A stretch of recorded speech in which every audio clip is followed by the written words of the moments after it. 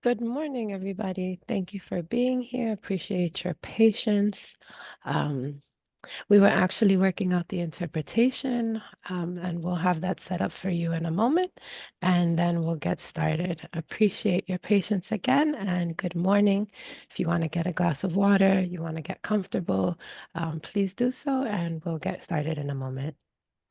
Good morning, Cornel. Thank you so much for Good being here. morning. How are I'm you? I'm well, thank you.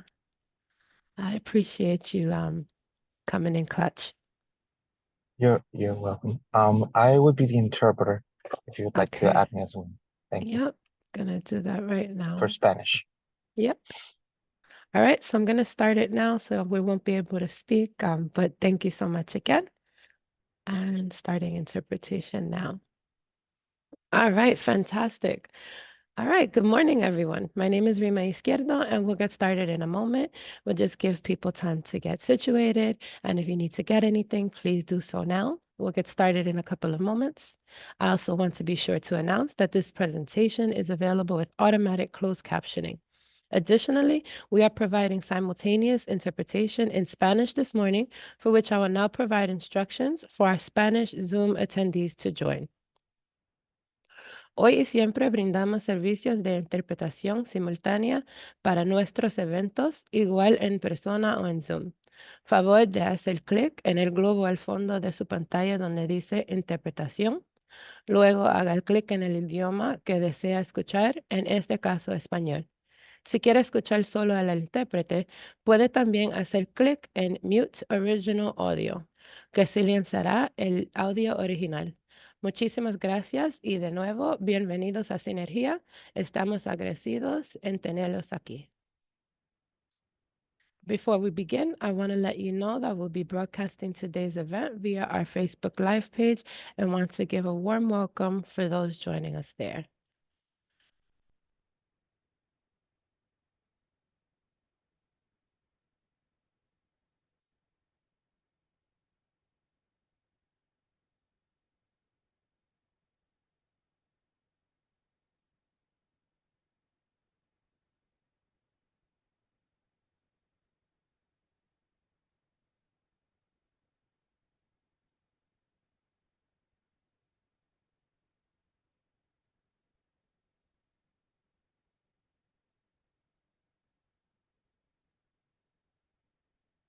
And thank you for your patience. We're just making sure everything is in order.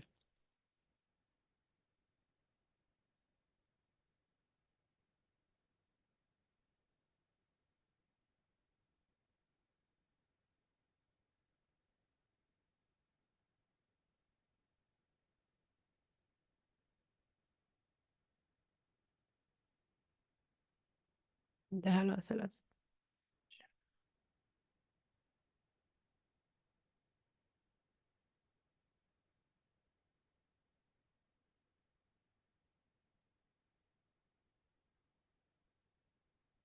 All right. So again, we're joining Facebook. So thank you everybody on Facebook. And just a few housekeeping notes. Everyone who registered via Zoom will receive a copy of the presentation slides via a follow-up email within the next few days. A poll will be activated at the end of this presentation. It's really important that you fill that out for us, so please stay tuned. We will have time at the end of the presentation for questions and answers. We encourage questions at any time. However, please remember this is a public forum and we are being broadcast on Facebook. My name again is Rima Izquierdo, and I am the trainer and developer here at Synergia's Metropolitan Parent Center. A few words about Synergia's Autism Initiative. The Autism Initiative project is funded by a grant from the New York City Council under its Autism Initiative. This project supplements the work of Synergia's Metropolitan Parent Center by bringing increased awareness to New York City residents, particularly to the communities with large Spanish-speaking populations, about the growing number of children diagnosed with autism spectrum disorder.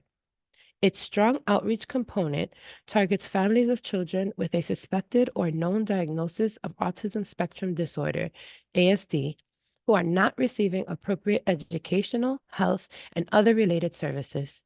The initiative will link them to other services and supports that meet the individual needs of children and their families. I want to thank you all for joining us. We are glad you chose to be with us today. I want to thank you, but before we start, I want to introduce our presenter. I want to welcome Gabriela Burgos, the Regional Coordinator for Parent to Parent of New York State. So glad you could be here. We have so many questions, so I'll let you get to it. For those of you joining us, after the presenter concludes their presentation, we will have a question and answer session. If you're joining via Facebook Live and you have questions, please place them in the comment section. Thank you. Thank you, Mrs. Izquierdo. Thank you so much for introducing me. So I am Gabriela Burgos. I am the New York City Regional Coordinator for the New York State offices of Parent to Parent. So a little bit about Parent to Parent. We are a family support organization. We provide support. We do workshops like the ones that you're coming to today. We have support groups. So, for example, I am the moderator for the Latino group for Parent to Parent. So I will provide Mrs. Izquierdo invitation for next month's meeting. We meet once a month. So once again, I invite you guys, and then we have all other support groups as well, workshops as well. So once again, I'll provide Mrs. Izquierdo a link to our website, a link to our calendar. So, if you can check it out, and I invite you all to come and join us. And then we also do we have a family support program. So we have a parent matching program. So what that means is that we have support parents, families that volunteer their time to just be an extra form of support for our families. I myself, when I started with the organization, I volunteered my time as a support parent. So that means, connecting with a parent that have children with a similar diagnoses around the same age. And like I said, it's just a form of support. And then a lot of the times, the bulk of my work is a lot of families reach out to me seeking information, seeking resources. So I do a lot of referrals to agencies like Synergia. So Miss Izquierdo, I believe she will provide my contact information. And if not, then I will provide it for her and she'll gladly share it with you guys. So once again, thank you so much for the invitation. And I'm so glad that you guys can come and join me today. So I'm going to start sharing my screen. Right. Great. So today's topic is going to be an education records organizer. So the purpose of this binder, if you have a child with special needs, you can be overwhelmed with paperwork in no time at all. You have accumulated IEPs, evaluations, progress reports, correspondence, notes, journals, samples of work, and many other documents. This presentation will help you organize your documents so that you are organized for your next either CPSE, CSC, or 504 meeting. So I have a question for you, and maybe you guys can put it in the chat. Are you a parent of a child with a special need? Are you a professional who works with families who have children with special needs, or other? So I myself am both a professional and I am a mother. So I have two sons. I have a 19-year-old and I have a 10-year-old, and my 10-year-old was diagnosed with autism. He has oppositional defiant disorder, ADHD, and he has mental and behavioral issues. So I wear both hats, and another thing that I think sets parent to parent a little bit different than other organizations is that in order for us to work in the organization, we have to be either a family member or parent of someone with a special need. So like I said, I myself have a son with autism. So I use my experience as a parent. I use my lived experience to, like I said, once again, just help you all navigate the system, be that form of support. So, I wear both hats. So maybe I'll give you a few minutes if you guys want to put in the chat. I would assume that all of you are parents. Maybe some of you are professionals. So maybe I'll give you one more minute, and if not, then we'll continue.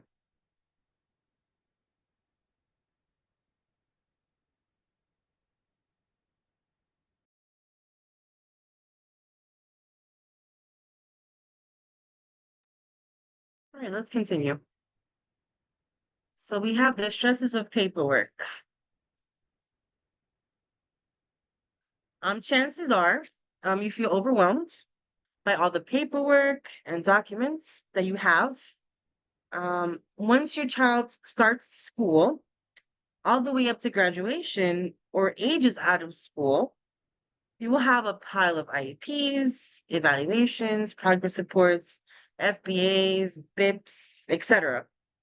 My suggestion to you is that, once you receive a piece of paper, don't throw it out. And as the presentation goes on, I'll show you, the power of organization. I think that a lot of us, might shrug it off and think that, oh, being organized with my papers, yeah, it might be something important, but it's not a big deal. But I can tell you through my lived experience that most of the time, in the past when I've received reports or if I received something in the mail, I would read it and sometimes I would throw it out.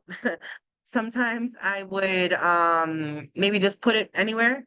And then when the time came, as my son became a little bit older, and his needs became a little bit more, he had more needs, right? We had to get him more supports, more therapies. Obviously, I think we all know if we've done these meetings, a lot of the times if you go to a new doctor, a new therapist, they ask for a bunch of paperwork.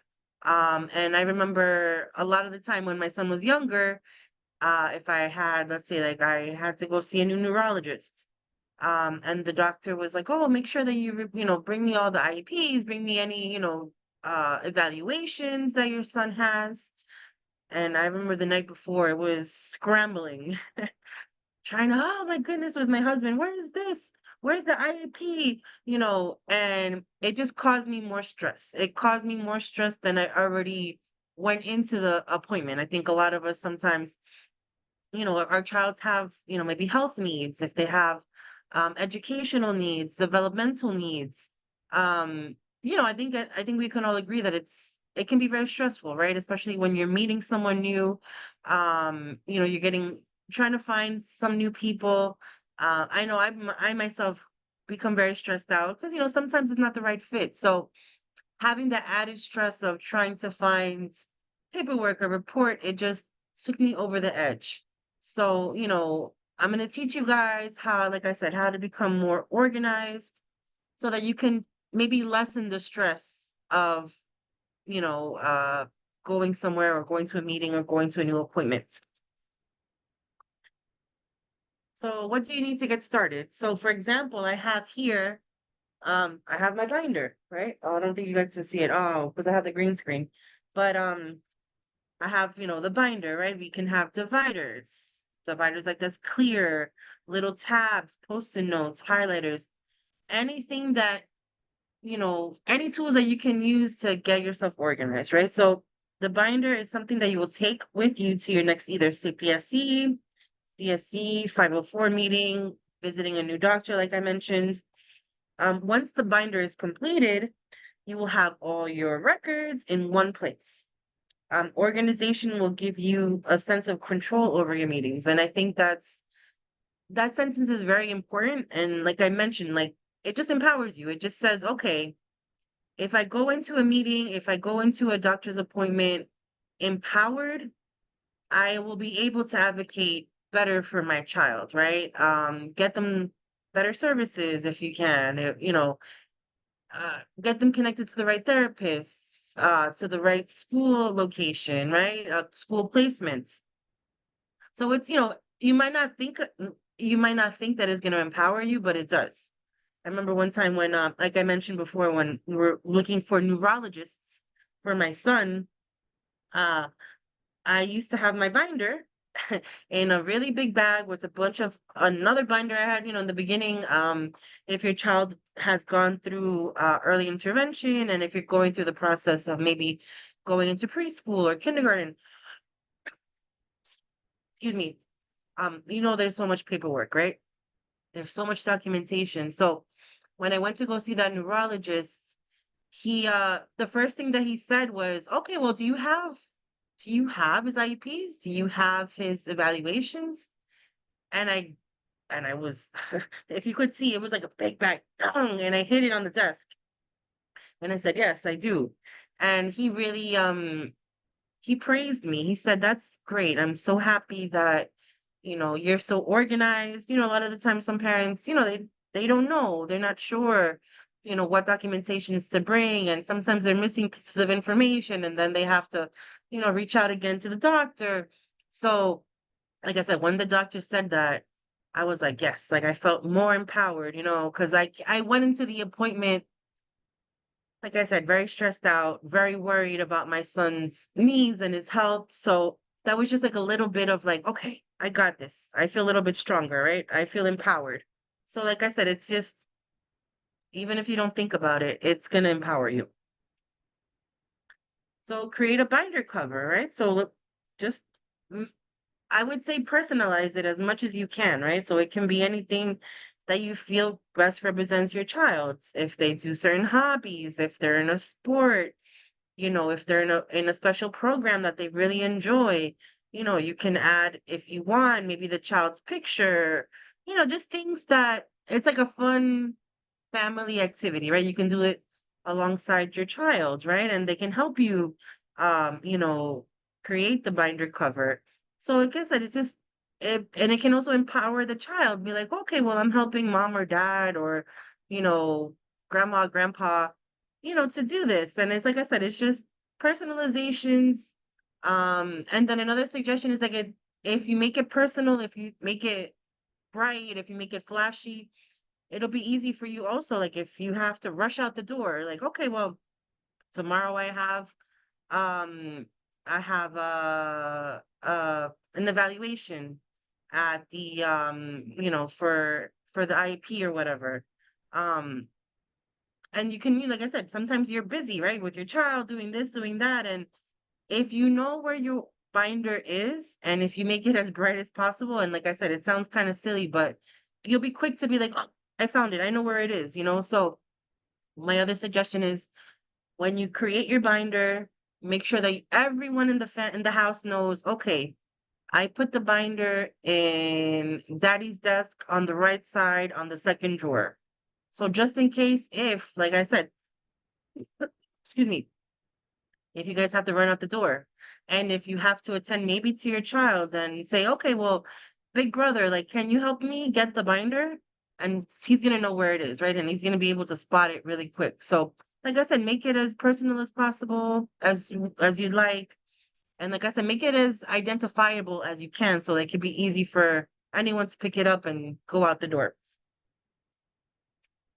So I have another question, and maybe we can put it in the chat. Do you have copies of your child's records? Do you keep copies of your child's records? Either IEPs, reports, evaluations, BIPs, FBAs. I do. I have everything. If you were to see, I have every year I collect all the papers, right, for the year and say, okay, I make a big label and I put it in like a big, either like a bag or a box. Because sometimes even then, I'm not sure if you guys came across that, but sometimes they'll ask, like, hey, do you have all his reports? Like, for example, my son right now, we're going through the process of getting him an FBA, which is a functional behavioral assessment. So we're doing that in order for him to to get a better placement for school, since he has a lot of behavioral issues. And throughout the months, everyone's been asking me for every report since he's been diagnosed at the age of 2, and now he's 10. So you can only imagine. I had to collect 8 years worth of documentation. So, I just made sure, like I said, I make sure that I Keep every piece of information, every report, even if it seems not important. Sometimes it is. So, like I said, it's just another way of organization. It just to alleviate the stress of raising our children. So I have another question.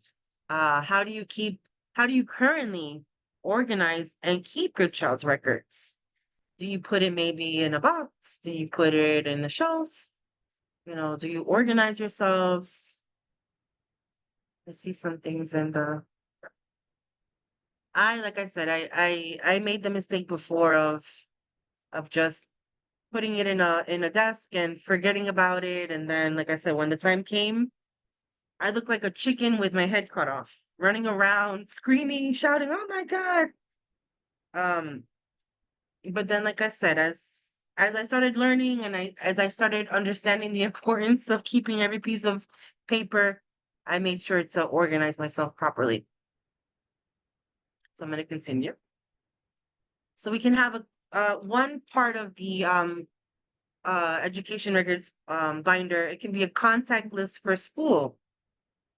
Fill in the contact form with pencil because you may be changing names, right? We change it every year. New teacher, it could be a new principal, paraprofessional. So yeah, so you can, write it in pencil, and just update it from time to time, right? It should be in the front of your binder. It can have the information of your principal, maybe the vice principal, if it's a general education teacher, if you have a special education teacher, social worker, a school nurse, you get the school psychologist, if they have a behaviorist. And I think it's also important that we have contacts for the teacher, sorry, the child's provider. So it can be the pediatrician if they go to any specialists. Uh, and also if you have OPWDD, right? And we're working with a care coordination organization. Um, have the name, the contacts of your care coordinator, the name of the agency.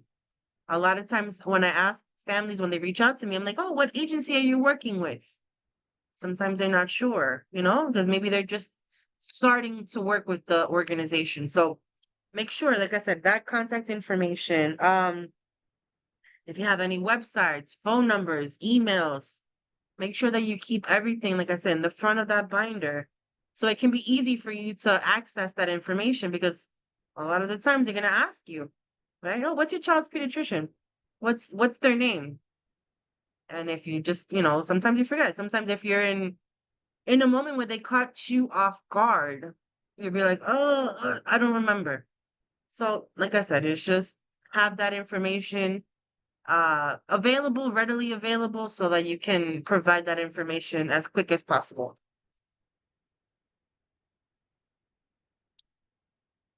So we have another question. What records do you have?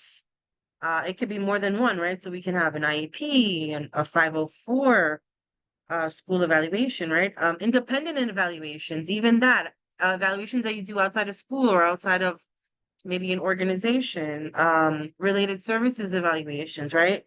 It could be a functional behavior plan or a BIP, which is a behavior intervention plan. The IEP, right? So it's an individualized education plan. It can be also be correspondence with school personnel. Also keep that, keep all those, if you have uh, maybe copies of emails. I mean, you can also keep it in your, in your computer, in your cloud, in your drive. That's another suggestion. I mean, we're not going to talk about it here, but that's another big suggestion that, like I said, I can tell you guys, emails. Make sure you first have every conversation. Like I said, even if you have it on phone, make sure you have a follow-up email and say, "Oh, thank you." For example, "Thank you, Mrs. Smith. Thank you for talking to me today."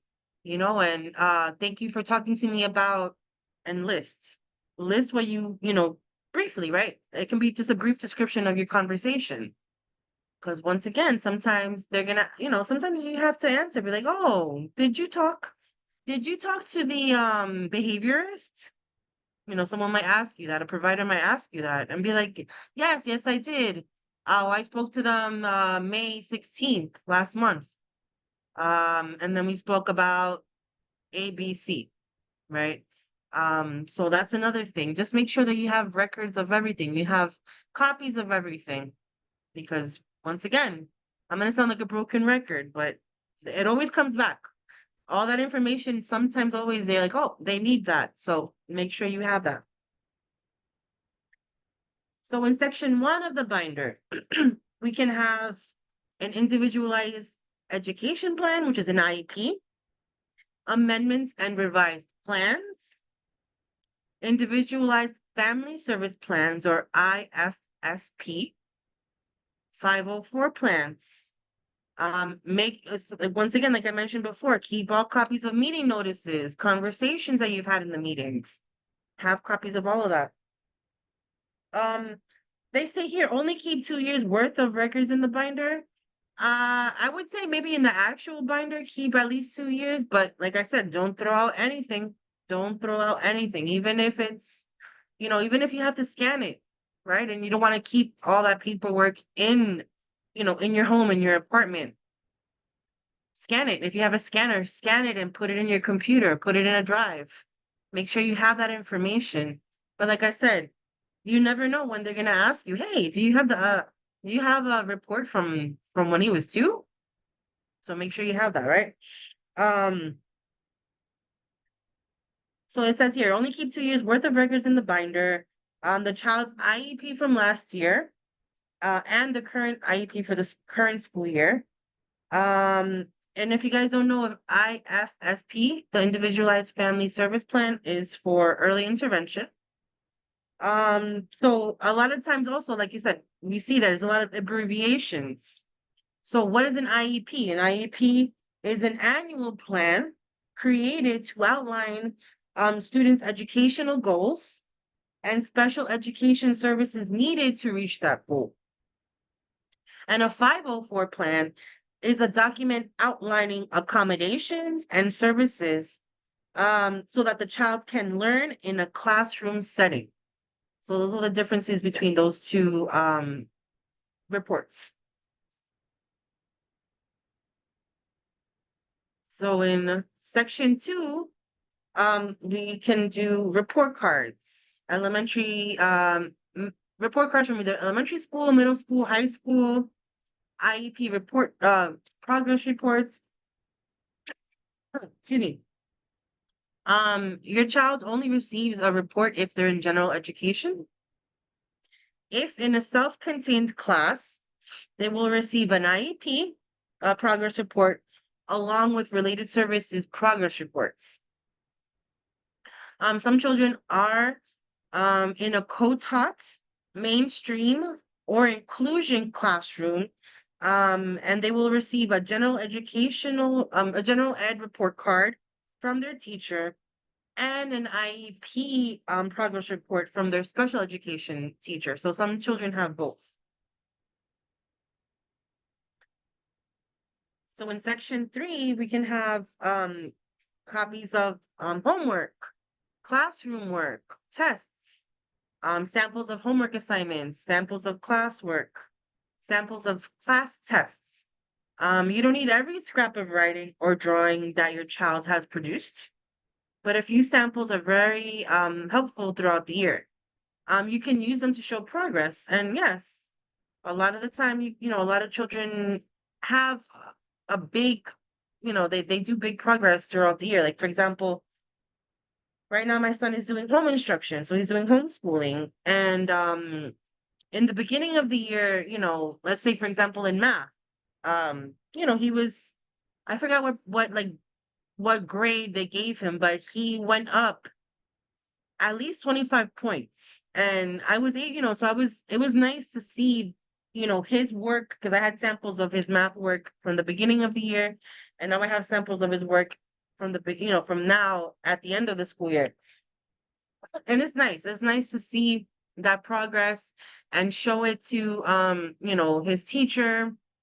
Obviously we don't see her face to face, but, we send her copies of it and we send her copies from last school year. And it's, like I said, it's nice to see that progress in front of you. So I'm going to pause. If you guys have any questions, please feel free.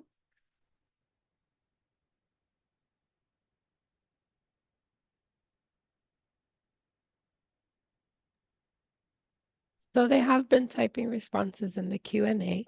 Nice. Definitely participating. The chat is Nice. closed. But again, this is your opportunity, everyone. If you want to ask a question, if you could please go to the Q&A box. If you're on a phone, you might see three dots. You press the three dots or more, and then it'll show you Q&A. And then you click Q&A and you'll be able to ask any questions or make any comments, or you want to just say, yep, me too. And then while we're here and taking a break, I can also say that, all this also can apply for your healthcare information as well. So just like we're doing, for education, you can do the same thing for your, healthcare records if your child, so like I said, it might sound silly, but organization is very important, you know. So yeah, so just step by step. I know that sometimes it's so overwhelming, right? We have so many reports, so many papers, like I mentioned before, but like I said, just keep, even if it's just a box. I'm not saying, do an actual binder, do a box, do a bag. I remember in the beginning when my son was young, I had a big tote bag full of papers. So like I said, just a way of you just organizing yourself and knowing where your information is.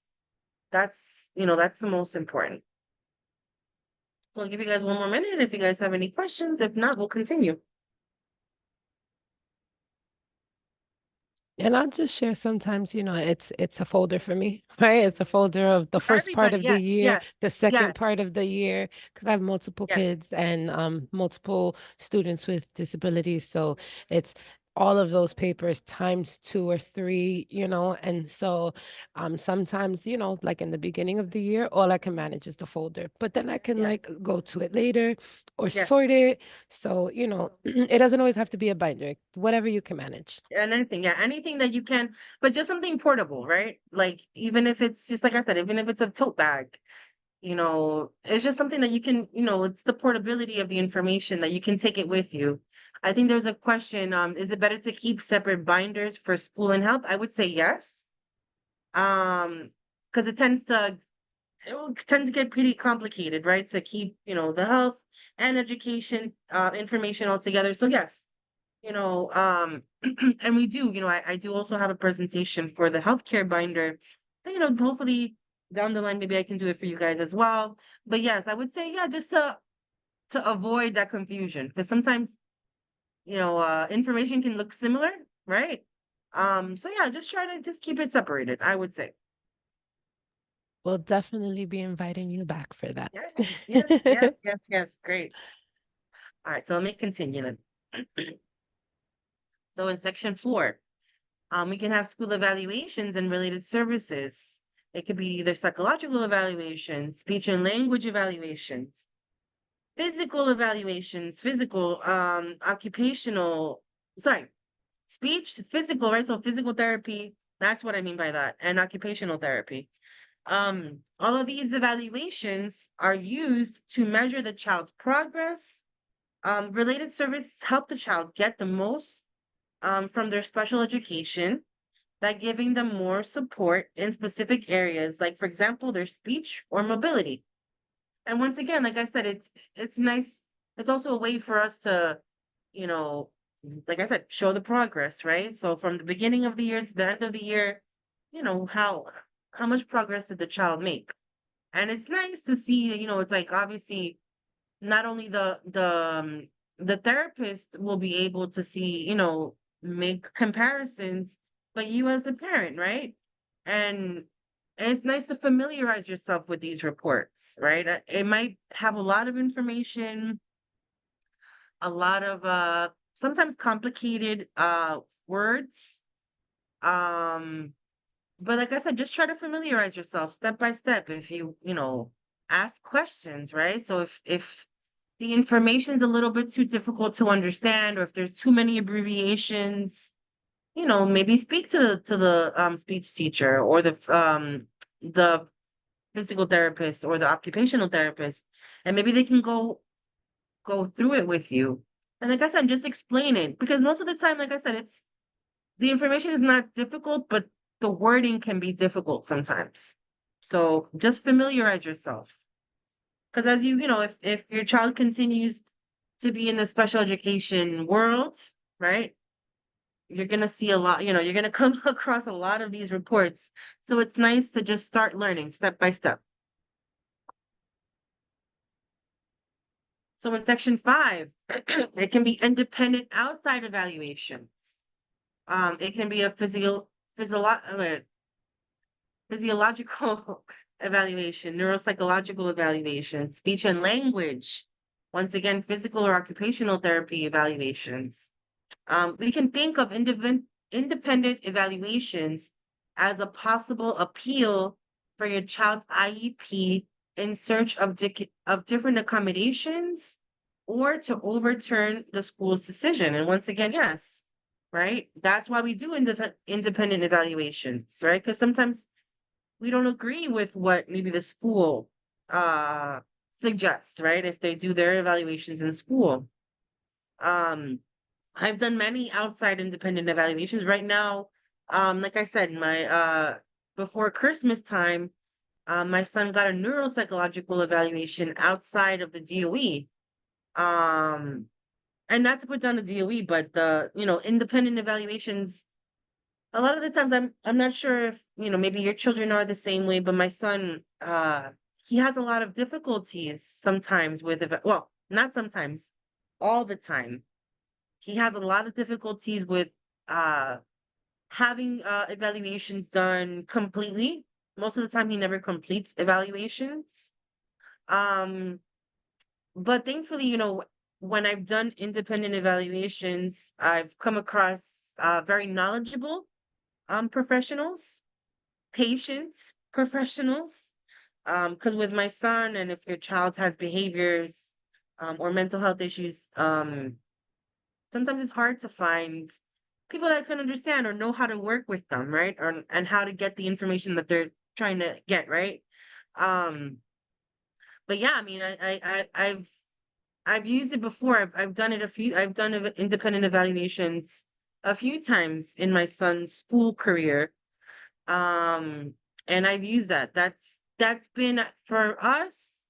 Um, it's been a big source of us trying to overturn, trying to question sometimes some evaluations that he's had through the school. So like I said, it's always it's always good to get as much information, evaluations. I know that, a lot of the times we have to be on wait lists, you know, and it really it's sometimes it's discouraging to be on a wait list, but like I always tell my families that they reach out to me, even if there's a wait list, put your child's name on the wait list, right? Because you never know, appointments can pop up earlier than that. Sometimes they say 6 months to a year and a half. So, necessarily it doesn't mean that you're gonna have to be waiting a year and a half. But just make sure and put your child's name in a few lists, if you're doing outside evaluations. And and just to see who calls you first, right? Um, but yeah, that's my suggestion to you guys. And sometimes you don't need outside evaluation. Sometimes, um the school evaluations are more than enough, or so there's no need. But just in case, like I said, I like to get as much information about my son as possible. Um so like I said, it can be very it's a lot of work, right? I think we can all agree that um sometimes getting evaluations or getting doctor's appointments or excuse me, getting related services, it can be a little bit difficult to get, but my suggestion to you guys is always be persistent, and just put your name on these lists. So in section 6, it can be a functional behavioral assessment, or FBA for short. It can also be a behavioral intervention plan, or BIP for short. It can also have amendments and revised plans, right? For a functional behavior plan, information is gathered about behaviors of concern, concerns of academics, either concerns of their social or emotional health. And a BIP is a plan created for the students based on the results of the FBA. The FBA will identify what is causing the behavior, and then the BIP will specify the actions to improve or replace the behavior. Right? So they work hand in hand. Their FBA and BIPs work hand in hand, for to collect that information, and like I mentioned before, just to make a plan, right? A plan of action um for your child's education placements, right? Um, like I mentioned, my son right now, we're at this moment, we're going through an FBA.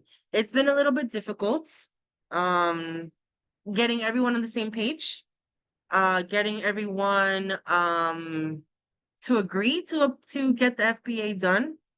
Unfortunately, right now, I'm getting a little bit of pushback, and time is ticking. Because obviously, the school year finishes next week. Um, but I'm gonna fight. I'm gonna fight for it to get done. Because sometimes our children, like I said, they have some difficulties with their behaviors.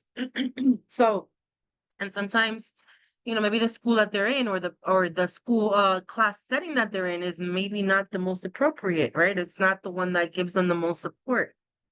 So for me, Section 6 right now, for me personally, is extremely important, because I've been wanting to have an FBA perform since he was maybe in pre-K. He's a fourth grader right now. And yeah, it's just I need that information. I need that information so that we can get him better support. Because right now he's not getting the support that he needs. So in Section 7, excuse me, my throat is a little dry. Documents related to discipline or behavioral concerns, disciplinary actions related to detention and suspensions, maybe the type of action, it could be inside or outside of school, the type of communication that you have, right? It can be letters from the professionals, phone calls, emails. So even if it's a phone call, like I mentioned before, just try to follow up with an email, but keep a log of your phone calls and say, okay, well, I spoke to Mrs. Smith Tuesday, January 6th. I also spoke to her Wednesday, January 15th. I make a log of how long I spoke to her. Like I said, even though I also send an email with the follow-up, I keep a note of it as well for my records, right? Copies of referrals for discipline. Yeah, so all this is just, if your child has disciplinary or behavioral concerns, right? I think that those types, all that information is very, very crucial, right? Because sometimes we have to, really advocate for our children, right? We have to advocate for their education, for their educational placements. And without this, some supporting information, sometimes, it's not enough. If we have to collect a lot of data, right? Like I mentioned before, if you have an FBA, if you have a BIP, we need a lot of supporting information sometimes to really advocate for our children. So in Section 7, once that's another section for me personally that I make sure that I have everything, every piece of information. Also in Section 7, you can have notes of your child's behavior and or progress. This can be notes between you and the teacher, right? It can be a communication notebook. I know that every time my son goes to school, I make sure that I say, hey, Miss Smith, can we have a communication notebook? Can you write something every day for, how my son is doing? I every school year, it might be a little bit more work for the teacher, but I just said, even if it's just a few words, but just give me the information because I keep, you know, I've been advocating for my son's education and a lot of professionals is he has a psychiatrist right now, that he's under the care of a psychiatrist, and the psychiatrist asks me for data, like classroom data, teacher information, right? He wants to talk to the teacher. He wants to have communication with her and, just have her opinion, her professional opinion. So yeah, and so section 7, you can keep notes of like that. Journal entries, right? Between you and the child related service providers. Once again, it can be the communication notebook, right? Just keep that communication, have everyone on the same page, right? I think we all know that if we're not all on the same page, then sometimes it can be difficult for our child, right? If let's say if your child is still having some struggles with communication, right? And if you here at home are like, okay, well, I use maybe a visual schedule, maybe they have a communication tablet, maybe they use cue cards, right, with like words that they can communicate. Even I remember when my son was younger, he had no communication. He was not able to speak. So when, with a lot of work between all his providers, especially his speech teacher, her biggest suggestion is, okay, well, let's say, for example, if your child needs a cup of juice, right? And us as parents, as caretakers, I think that we have we can mentally read what our child knows, right? What they want. So sometimes we don't need to use words, right? To say, okay, well, Jimmy needs juice, so I'm gonna get it for him. But make them use their words, right? Make them point. So I remember my speech teacher was like, okay, we all have to do the same thing. So even when he's at home, make sure that you make him try to just communicate in some way, right? And we'll make sure that in school we do the same thing, right? So everyone has to be on the same page. So once again, keep entries, keep journals, keep information so that everyone can say, okay, with Jimmy, we're gonna do, this type of communication, and everyone has to do the same thing. The same way with behaviors, anything. Make sure that everyone's on the same page. Because if not, it can be a little bit confusing for the child, right? He's like, okay, well, mom does this thing, and then Miss Smith at school does the other way. Or, Miss Jones, the speech teacher, she does it another way. So just make sure, like I said, just make sure that everyone's on the same page. So once again, if you have any questions, I'm gonna stop. Feel free to ask any questions if you'd like.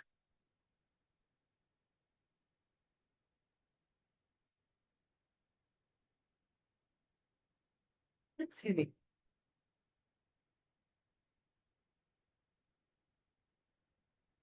And I know that it can be like I said, especially the education records. Like I mentioned before, the language is very confusing sometimes. So ask questions. Like I said, I even, like I said, I always invite people, even if you want to reach out to me and say, hey, look, Ms. Burgos or Gabriela, um, I really don't know. Like, my son got an FBA, and the doctor that performed it, they use, in this section, I just really don't understand. So like I said, just ask questions, right? Um, because it can be more easier than you think. Sometimes, like I said, the wording can be difficult, but if you just, like I said, just familiarize yourself with these papers, with these records, and you're going to start learning. It's a learning process every day with our children with special needs.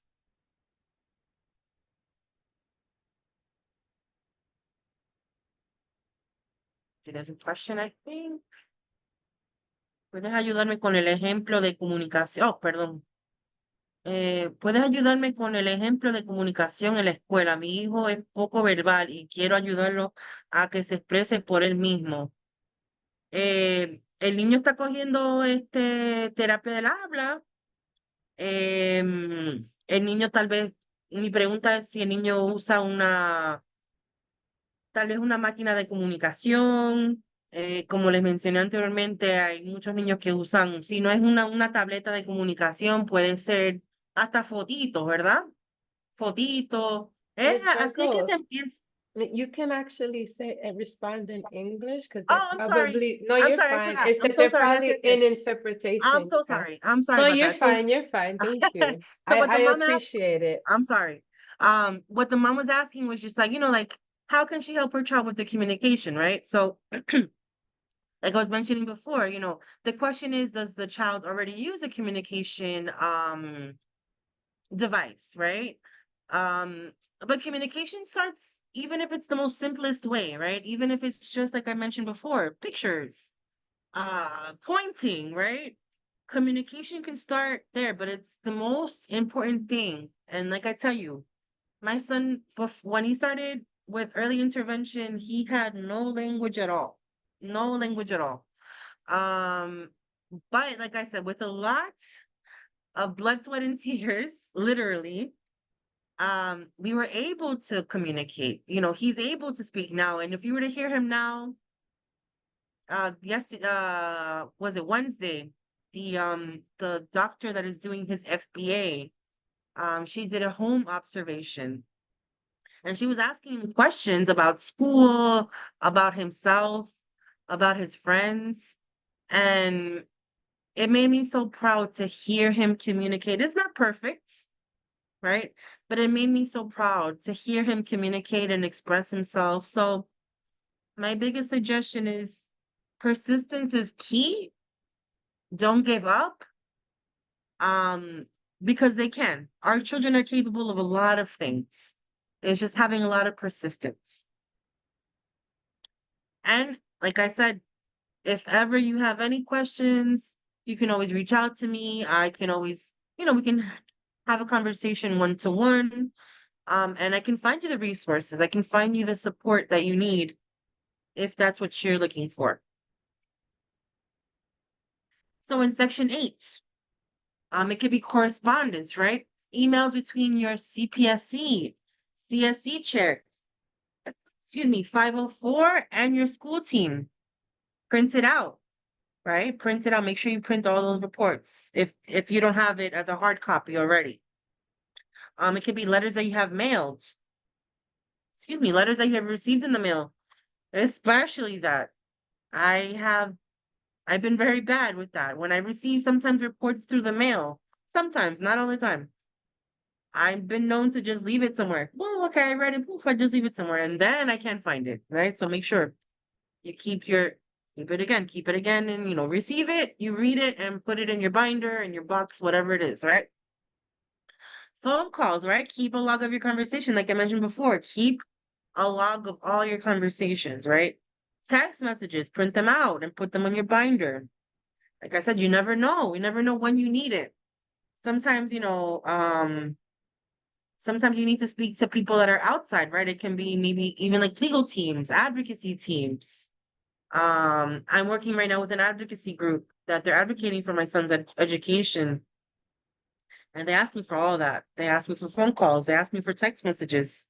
So just like I said, just make sure that you keep all of that. Keep a record of all of that.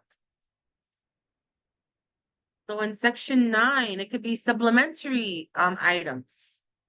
You want to keep it in the back of sorry, you want to keep in the back a copy of the regulations part. So this is if you go to this website, it can you can print out special education links, right? So there are many other special education links in this section that you may need for your next meeting.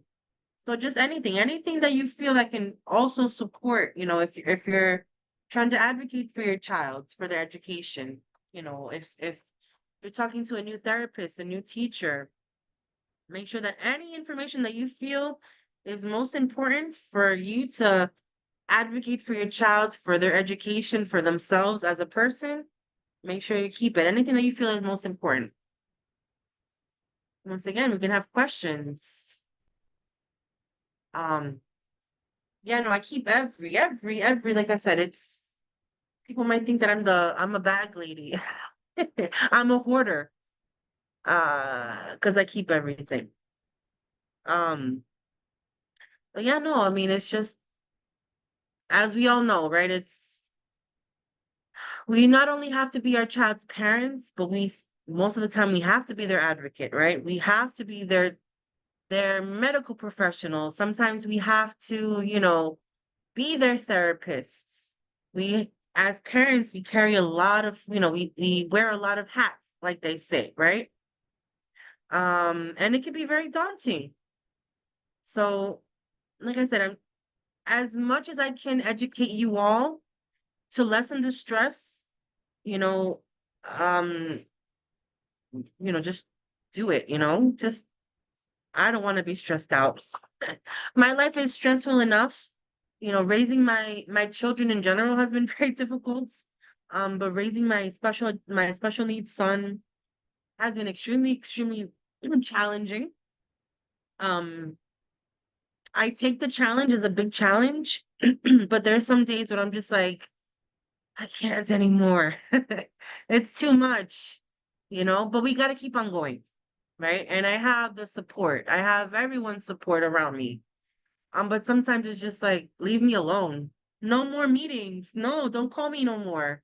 I have weekly meetings all the time. I have multiple meetings all the time. And sometimes I'm just like, no more. Sometimes I just need a break. But know that if you're going through the same thing, you're not alone. I always mention that to everybody. You guys are not alone. And sometimes we're all going through the same thing. So even if you want to reach out to me and just have someone to talk to, I invite you guys to do the same thing. Sometimes families just call me to just talk. And sometimes we're talking for a long time. It doesn't matter how long we're talking.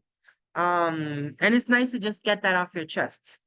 And that really, I I compare my job as like a cup, right? So for me as a person, helping you all fills up my cup. So even if it's a conversation, even if it's just a phone call, that makes me very happy that I can have done that for you. Because sometimes when my son was younger, I didn't know who to turn to. So even I know Synergia, they do a lot of support groups. So support groups are amazing, right? We do support groups as well. So I always invite you guys. Anytime you guys want to talk, we're here for you guys. I think I see another question. Yes. After the presentation, I'll make sure I'll put in the chat my contact information if it's not there. All right. So I do have a couple of questions as yes, well yes. um, from the registration. Yes. So one of the questions was for how long parents have to keep documents like IEPs, therapist reports, schoolwork, etc. So I mentioned like 2 years, but even if it's older than 2 years, just keep it. Like I said, you're gonna be very surprised. Hopefully it never happens, right? Hopefully your children don't need so much outside support, or if they have behavioral issues. Hopefully everyone's doing okay. But if that were to happen, like I said, in your binder, make sure that it's at least 2 years. But like I said, don't throw out anything. Make sure, like I said, even if you don't want to keep it a physical copy, if you can scan it, right? But just make sure that you have all those reports. I remember my son, when he was 5 years old, his behaviors were very, very extreme. And we decided to go on some medication. And long story short, uh the doctor was prescribing him, she prescribed him 10 different medications because we were trying to see what was the right fit, because every medication was just making his behaviors more extreme. They were not helping him. So I made the big mistake, and I'm still paying for this mistake, that I didn't keep note of the names of the medications and the milligrams. So now, this past year, like I said, we've been advocating for my son's education. We've been advocating for my son's mental health, and I don't have that information. They ask me, every doctor, every professional asks me, okay, Miss Burgos, so what medication was your son on? What was the milligrams? I couldn't tell you. I think I was only somehow in some email like 6 years ago, I was able to find at least like 3 or 4 names. And I went back to the doctor because we're no longer in the doctor's care. And I said, oh, I'm looking for a list of my son's medication. And they said, oh, our records only go back 2 years. And he was seen by the doctor maybe 6 years ago. So, like I said, just keep records of everything, but in the physical binder, just make sure that it's at least 2 years. But don't throw out anything. Make sure that you keep your records, keep everything, because you never know when you need it. Thank you. Yep. Another question I have. Prepararme aún más de las actividades que deben reforzar a Sofía para su independencia. So it wants to know about activities that could prepare her for independence, and similar question about documents. So it would like to ask if there are any tips for record keeping for those with older children, teens going into young adulthood, which are kind of similar questions. So like Yeah, I mean, as it's they just get the older. same. Yeah, it's the same. I mean, it doesn't matter if they're school age, if they're high school, if they're transitioning into adult life, right? It doesn't matter what age they are, where they are in their education, keep records, right? Just keep it. Where it might, their reports might be less and less as they get older. Hopefully if everything goes smooth, if if they don't have any major issues, either health wise or educational wise or behavioral wise. But like I said, I mean, I think we mentioned it even before. Even us, right? Even us as parents. I mean, obviously it's not an educational record, but even just like our health, right? Just make sure that we keep tally of everything, keep records of everything. Don't throw out any papers because you never know. You never know when you need it. But like I said, this doesn't only apply for school age children. This is for every person with either an intellectual or developmental disability, health issues. Um, I would say just try to keep, don't throw out your information. Thank you. Yeah. We received a couple of thank yous in advance. Thank you. And then one more, which is this being recorded? It is, and we will post it to our YouTube and to our Facebook. So we'll make sure that everyone has access. I did drop the links for the YouTube, Facebook in the chat. So everybody will have access after the fact. And in addition, again, all of our attendees will receive the PowerPoint after. And we're going to do some questions. So I don't have any more Q&A. Let me just check really quickly on here. Okay, I'm going to put in going to fix that link right now. Thank you so much for letting us know, because that's how you're going to find out our other upcoming events and when Ms. Burgos will be back in our webinar next week. So we're going to go through her polling questions. Please, everybody, stay. If you have more questions, drop them in the Q&A. We'll get to them. We do have some time. And then at the end, we'll be doing a very short poll. It'll take you less than 5 minutes, maybe less than 3. And then we'll give you the rest of your day back. So let's move on with your questions. And if we get any more in, I'll let you know. Perfect. So my last question is, do you think now with the information that I gave you guys, you'll be able to use your child's education records to advocate for either CPSE, CSE, or 504 meetings? Like I said, it's just like step by step, right? Like I said, it's empowering. Once you find yourself organized, it just makes you more empowered as a parent to say, okay, I got my stuff together, right? And I'm going to go into that meeting more empowered. I'm going to really advocate for my child's education. I'm going to really advocate for my child's mental and behavioral issues if they have, right? So it's just empowering. I just want you all to feel empowered, even though sometimes we don't feel empowered, right? So I just want you guys to, just like I said, even if it's just keeping logs of things, it's like that, it's just step by step. Just it's a learning process. but I just want you all to feel empowered. And yes, so that's the end of my presentation. So we have offices throughout the whole state, but my office is in New York City, obviously. So I serve families in Bronx, Brooklyn, Manhattan, Queens, Rockland, and Westchester County. If you have any families that are in Staten Island, we have a separate office, so you can for sure reach out to them if you want. We also have a Long Island office.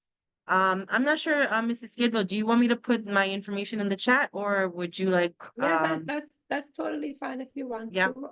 Okay. We're gonna send them this, and Yeah. and if everyone has questions, we are always able to Yes.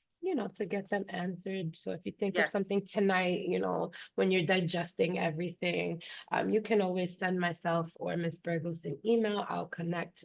Everyone has my email because of the registration. So if you happen to miss Miss Burgos' email or misplace it, you could send me an email and I'll connect you with her. And so I put in the chat, my name is Gabriela Burgos once again, my telephone number and my email. And like I always tell families, no question's a silly question, even if you just want to talk to somebody. If you're looking for any resources, please reach out to me. Like I said, it just that empowers me to help you guys, right?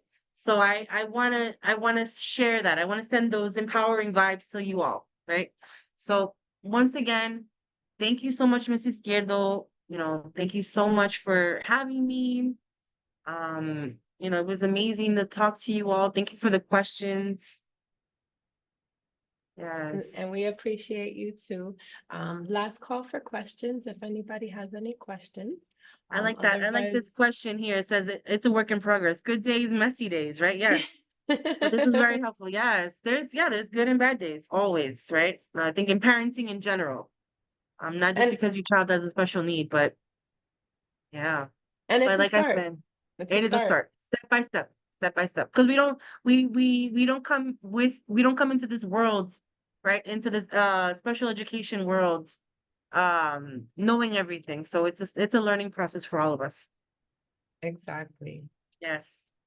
So I want to thank everybody. And again, for the next few minutes, if you have questions, we'll take them. But I want to thank you all so much for being here. I hope that this presentation on education record organizers was helpful to you. Special thanks to our presenter, Ms. Burgos, for leading this webinar on such an important topic. We really don't talk about a lot, but I think we all need it a lot. We encourage our audience to stay a few more minutes, so please complete the poll, which I will be pulling up momentarily. You should see it on your screen now. If you don't see it, there may be like a green bar at the top or the bottom. If you click that green bar, it'll take you into the poll. And this is just to help support us, let us know how we did, let us know how you like our presenters and the topics so that we can continue to service everybody as best we can. If anyone has questions, again, for our presenter, and you would like to share directly, you can let me know, or she has put her information in the chat. You all have my email via your Zoom registration. So if in a week you decide, oh, I have this question, please let us know and we'll be happy to get you connected. Again, please fill out the poll. It should take you 3 minutes or less. And we really just want to know how we did today to make sure that we're connecting and servicing our community as best we can.